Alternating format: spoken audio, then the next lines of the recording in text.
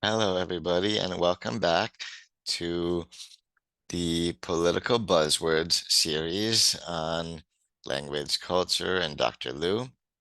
And so, Volume 5 will cover political buzzwords, important political jargon and terms buzzing around, right around politics this year, as we're having so many elections in so many countries and big ones, like the presidential election in the US. And so, just as a note, this will be the second to last political buzzword.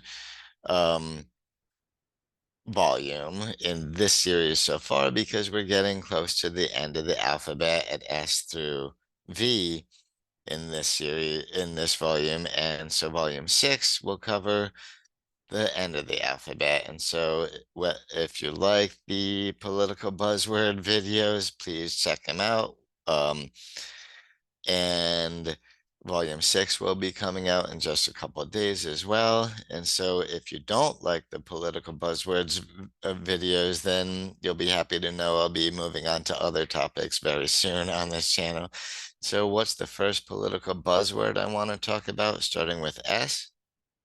We've got S is for same-sex marriage, and that's been an important progressive change to society in the US in the 21st century, especially.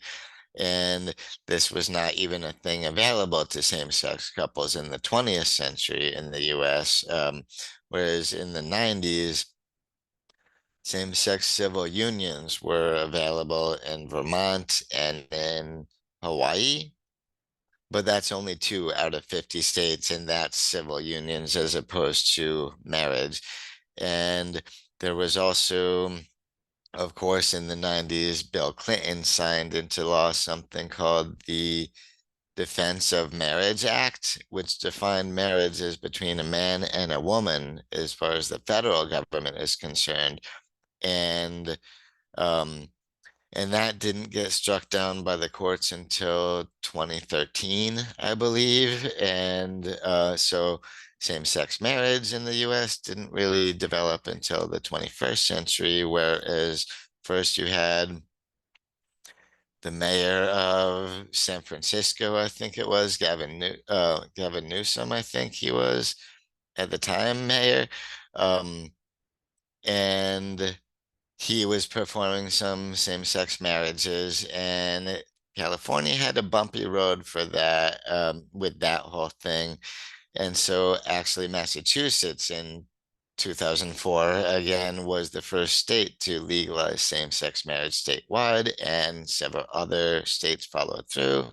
Then after the Defense of Marriage Act had been struck down by the courts, uh, and once it got to 2015, the federal government started recognizing same-sex marriage and requires states to recognize same-sex marriages performed in other states.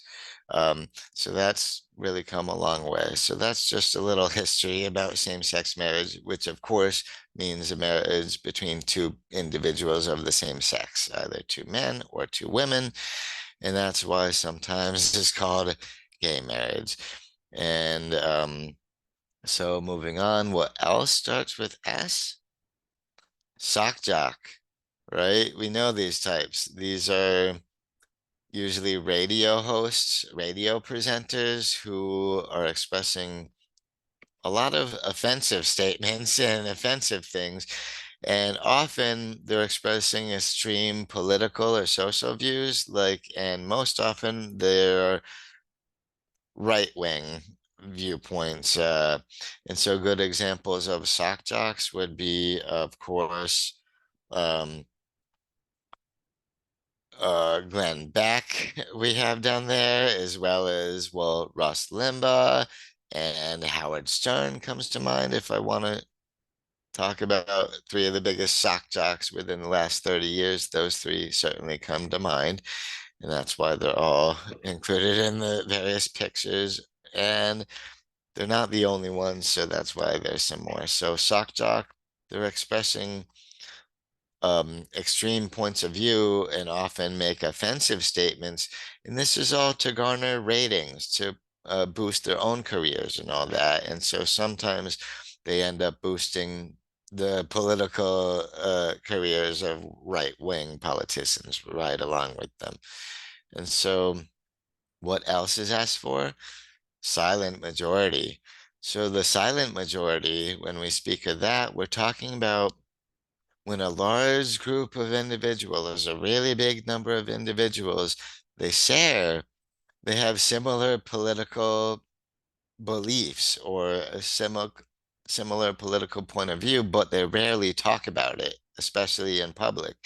And so that's why silent majority, because they're not really talking about their political opinion. And but there's a lot of them. And so sometimes this is the group of voters that ends up producing election results that the rest of us might not have expected. And so this is especially important in democracies like the US right now, where the country is very politically divided, and the silent majority can also often be the part where changes get made and where political victories happen, political wins happen in the margins of the people who are not really speaking it aloud. And I will talk about that again a little bit later when discussing another term, but yeah, the silent majority, huge amount of voters who share a similar political opinion or belief and who are not really sharing that with anybody, who are not really expressing that to anybody in public, so we don't know. So anyway, we also have S is for spin. In spin, what is a politician doing when they're creating spin, when they're giving spin? They are discussing a political events, current events and whatnot, and they're putting the story in a way that is super favorable to them and to their political side. And so politicians do this all the time in debate. They're talking about the same exact issue, but they're giving opposite impressions of what this means. And did you know that there's actually a card game out called Spin Doctor? It's for the card game of dirty politics, and I like the imagery they use because that's a good example of Democrat spinning over here and Republican spinning over there. And so, yeah, that's spin. And so it's all about spinning stories to make you and your side be the ones who look like the good ones and on the right, and the other group must be totally wrong. And so S is also for structural racism. And I'm sorry about the brightness of this slide, but I was going for a bleaching effect, which is sort of what, metaphorically anyway, structural racism is pushing towards. And what is structural racism? It's when groups that are already facing prejudice and disadvantage, such as racial minorities, are further disadvantaged, have the deck stacked further against them by racism within the very structures of society, such as education and healthcare, for instance. So, for example, that's why I included a image when they commemorated the 60th anniversary of the Brown versus Board of Education decision, which helped start integrating schools in the South, because separate but equal was not indeed equal, in fact. And so then it had to be big changes in education there. And this is still true to this day. Structural education that exists, structural racism existing in education, when lots of times we have state funding towards schools in neighborhoods and areas where we have racial minorities, these schools are lower funded, giving no decent opportunities for the people from those neighborhoods. And the same thing we can talk about in healthcare, because in during the COVID pandemic in the US, we saw a much higher mortality rate among African Americans and Hispanic Americans than we did among Caucasian Americans. And a lot of that was blamed on structural racism within the healthcare system. And so, yeah, let's move on to something that's not quite so depressing and upsetting, and just I'll leave you with the my last thought is this is something that has no good place in society. And S is also for swing voter. And this is again very important when you have democracies that are so divided. Swing voters might come in to be a big important voting block in the thing, like as you can see from the tic-tac-toe game here. Whichever way that next swing voter goes, that's who wins the game, right? Anyway, a swing voter, this is simply a voter who can will sometimes vote Democrat, sometimes vote Republican, sometimes vote third party. This person can change their political view. They don't just stick to one party all the time, for instance. And so again, uh, we've heard of swing states, right? This is a state where the state population as a whole will vote, not always vote Democrat or not always vote Republican. Like in presidential elections, the state of Pennsylvania comes to mind as a swing state because they sometimes go Democrat, sometimes Republican. We never really know until the votes are counted. And so swing voters, again, very important part of the voting block that I think that a presidential candidate should both be trying to court very hard right now, because the fact is, in the US, well, our registered voters between Democrats and Republicans, if you combine all those together, that only gets you to like 60% of registered voters in the US, which means that people who are neither Democrat nor Republican outnumber either party, and 40% of the people are neither registered as Democrat nor as Republican. And so many of these people may be swing voters from time to time. And so again, swing voters not to be um, forgotten or overlooked is an important part of however this election turns out. And T, moving on from S to T, is for toxic masculinity. And toxic masculinity consists of harmful behaviors like violent aggression, sexual harassment, and exercising control over women or over people you see as less than or weaker than you. And that's I think good examples of celebrities who have portrayed characters expressing toxic masculinity as if it were a good thing. You got Sylvester Stallone, Arnold Schwarzenegger, Jean-Claude Van Damme, and Hulk Hogan, just to give you four examples. And this is, yeah, toxic masculinity because it results in harmful behaviors, very bad in adulthood. And sadly, these are things that get socialized into males from the time we're little boys. Oh, don't cry, don't show your emotions, don't be a girl, stuff like that. So it's built in a little sexism built into it, right? And so my advice is to any straight males especially is you better drop any toxic masculinity from your behaviors, because trust me when I tell you that women are not into that, or at least the vast majority. Anyway, so what else is T for? Tree hugger, right? And this one is used as often as an insult to sling at any environmentalist, anyone who wants to protect the ecology of any environment, well, protect the environment in general.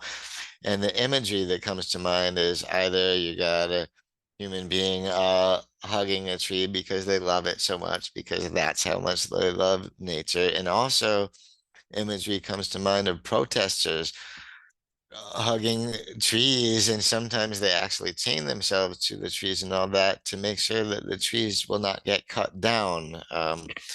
And so, but those are not the only ones who the term tree hugger is slung at as an insult. Is pretty much environmentalists. And so, yeah, that's tree hugger for you. Now moving on to you. You can be for ultra conservative. What do we mean by ultra conservative? That's we can use that describing somebody who is very reactionary and refuses to accept any progressive changes in society.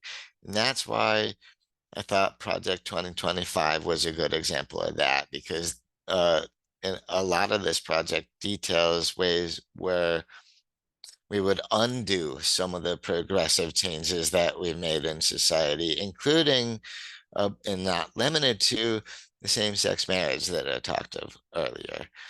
Anyway, so that's ultra conservative. So basically, we're talking a reactionary who won't accept any progressive changes in society. And there you go.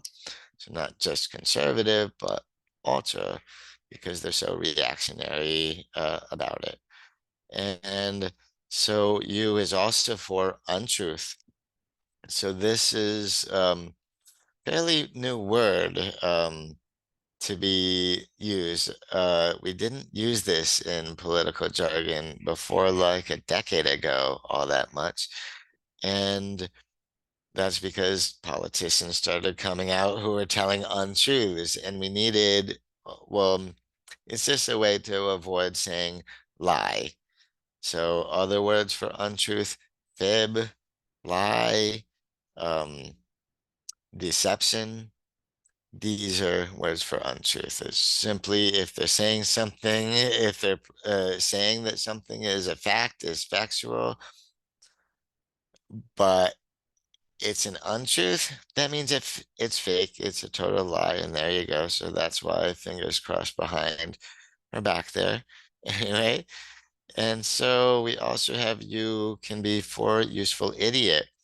And the reason that the marionette image is there, because this person is, we call someone a useful idiot if they are easily manipulated to be the mouthpiece of a propagandist. So if they're easily manipulated to start spreading messages from some propaganda machine, that's a useful idiot, for instance. And so that's why there is the cartoon there with Tucker Carlson, Vladimir Putin, and Donald Trump there, because people have accused both right-wing journalists and right-wing MAGA Republican politicians as being useful idiots to Putin's Russian propaganda machine. And so that's what that cartoon right there is expressing. And so moving on from useful idiot, I don't want to be too insulting and letting the insults go on too long, because we had tree hugger to ultra conservative to useful idiot. But we have another insult here under V for virtue signaling. And virtue signaling, this term, this was created by people who wanted, well, who wanted to create vocabulary for criticizing social activists and criticizing people who are expressing especially politically correct, aka woke points of view. And so why is this an insult? Because oftentimes we're using these to talk about somebody who is just saying these things for political reasons to make themselves look good or for social reasons, to make them look like a better person. So that right there is why the other dogs are accusing this white dog of being a virtue signaler, because it's all like, oh yeah, I don't eat meat and I love cats, all being super woke about it all, and apparently they don't believe him. And also, but maybe even if this is true, sometimes people still do throw virtue signaling as an insult at somebody, even if they are doing good for other people, and they're not just talking about it. And another way that we use this term virtue signaling, this is if we're accusing somebody of being aware of a social or political injustice or prejudice, anything like that, but we're saying they're aware of it, but they're not doing anything about it. Like, this is sort of a criticism that, okay, yeah, you're expressing all these virtues and by what you're saying, but why the heck are you not voting against it? Or why the heck are you not protesting against it? And so on. So that's why virtue signaling is always an insult, because you're pretty much accusing somebody of talking the talk without walking the walk. Anyway, so that's it for volume 5. After we got through V, and now look forward to volume 6, which will be the final volume of this political buzzword series, and that will cover letters W, X, Y, and Z. And thank you to everybody who watches my videos, and especially to those of you who watch until the very end. Please do give this video a thumbs up. I would appreciate that so much. So see you around in volume 6. Bye-bye.